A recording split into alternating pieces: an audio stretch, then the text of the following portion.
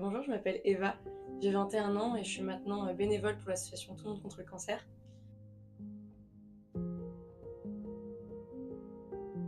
Je commençais à avoir des soucis de santé et il se renvoyait la balle entre mon dentiste et mon médecin généraliste sans trop savoir d'où ça venait.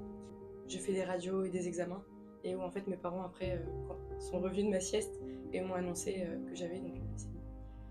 Je savais pas du tout ce que c'était, j'avais 9 ans donc c'était très flou pour moi à cette époque et ça a mis du temps avant d'être clair. Mais donc voilà comment je l'ai appris. À 9 ans, on se rend compte de rien, en tout cas c'était mon cas. C'est vrai que mes premières pensées quand j'ai vu mes parents arriver forcément en larmes, ça fait tout drôle au départ. C'est sûrement ça le plus choquant et c'est quelque chose qui est marquant. Donc ils m'ont annoncé, c'est pas les mots qui m'annonçaient, donc leucémie, qui annonçaient la gravité de ce que j'avais, parce que je le comprenais pas. C'était vraiment de les voir dans cet état. Et ce que j'ai ressenti, c'était vraiment tout de suite penser à ma sœur. Je me suis dit, oh là là, je lui ai pas dit au revoir. Mais même juste de façon ponctuelle, parce que je savais que j'allais pas rentrer à la maison le soir même. Il m'avait expliqué que j'allais être transférée dans un autre hôpital. Et c'était vraiment ma pensée de me dire, mais j'ai pas dit au revoir à Julie ce matin. Ouais, ça.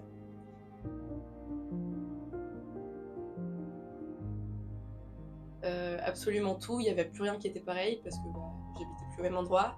En plus, j'ai commencé, bon, après avoir. J'ai passé du temps à l'hôpital parce que j'ai fait à peu près toutes les complications possibles. Mais au départ, les gros changements, c'était dormir dans un lieu qui n'est pas chez moi, avoir mes parents, mais même quand j'étais en secteur protégé, mes parents ne pouvaient plus dormir avec moi. Je sais pas si c'est toujours le cas, mais en tout cas à l'époque ça l'était. Et ça, à 9 ans, je sais que c'est ce genre de choses qui me marquaient. Sinon, vraiment tout change. Enfin, on est avec une personne dans la chambre. Moi, j'ai eu de la chance d'avoir beaucoup ma famille, mes amis qui venaient me voir, même ma maîtresse de l'époque, etc. Beaucoup de personnes sont venues me voir et c'est vrai que c'était hyper important. Mais mon quotidien n'avait plus rien à voir. Je suivais très peu les cours. Euh, J'avais plus aucun repère de ma vie quotidienne de l'époque en tout cas. À part jouer à la Wii, beaucoup. Ça restait.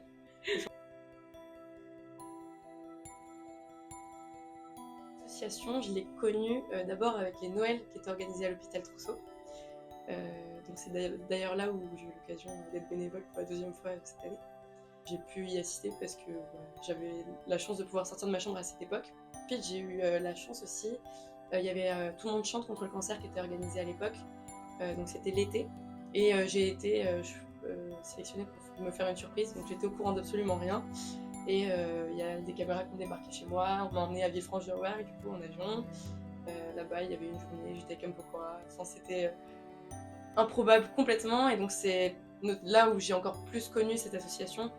Donc, j'ai pu vivre quelques jours donc à Villefranche où tout est fait pour les familles. Donc, j'étais avec mes deux parents. Si mon père a fait une deuxième surprise en arrivant sur scène le soir du concert. J'étais avec ma soeur, ma mère, aussi l'animatrice de l'hôpital avec qui on avait fait le retour, etc. J'en s'entend très bien. Puis après, j'ai eu plusieurs fois d'autres choses dont j'ai pu bénéficier, notamment des journées à Disney, encore avec toute ma famille, etc. Mais la première fois, c'était Noël à l'hôpital.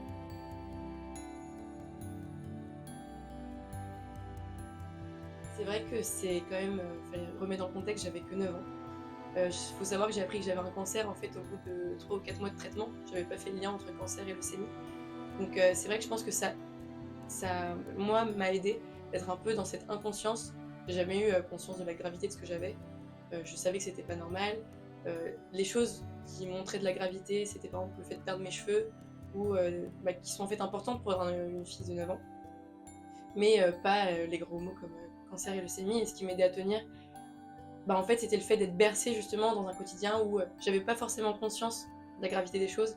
Donc mes préoccupations, c'était est-ce que je vais aller prendre les cours avec les profs qui donnent des cours là-bas le matin, est-ce que l'animatrice va venir me voir cet après-midi, est-ce que je vais pouvoir aller en salle des jeux, est-ce que comment elles sont s'organiser avec la famille pour se projeter et avoir des objectifs, de passer Noël ensemble, de faire telle ou telle vacances.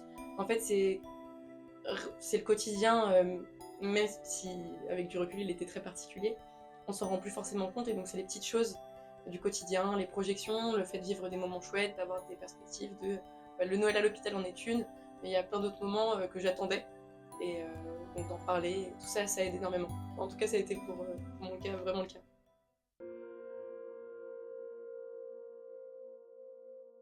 Je suis hyper heureuse d'avoir rejoint les bénévoles de contre le cancer.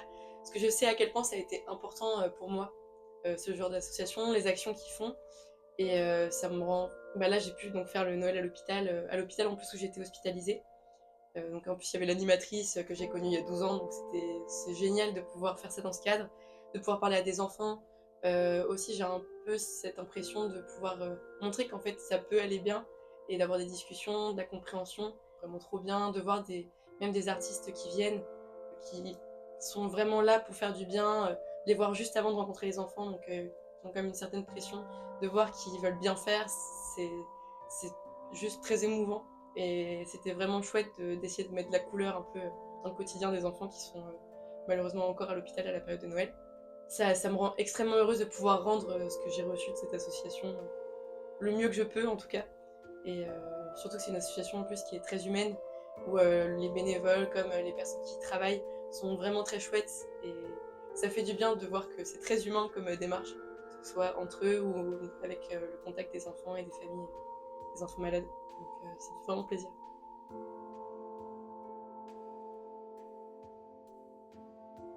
C'est vrai que j'ai un moment moi, qui m'a marqué dans mes premières semaines à l'hôpital, je pense que c'était vraiment au tout début, où j'avais mal partout, forcément c'est pas forcément évident, et j'étais en train de me morfondre dans mon lit, j'avais mal au dos, j'écoutais de la musique triste, voilà.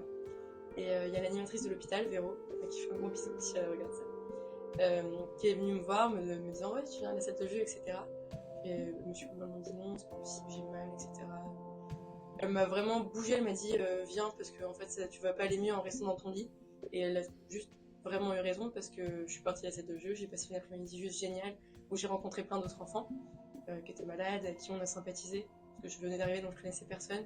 Et ça a vraiment tout changé et c'est une illustration de en fait même si notre situation elle est dure et que objectivement elle est terrible, il faut pas se laisser se morfondre, etc. Je pense. Il faut aller saisir les petits moments de joie quand on peut et le faire. Parce qu'en fait, on oublie qu'on a mal quand on est occupé. Donc c'est assez important. Voilà.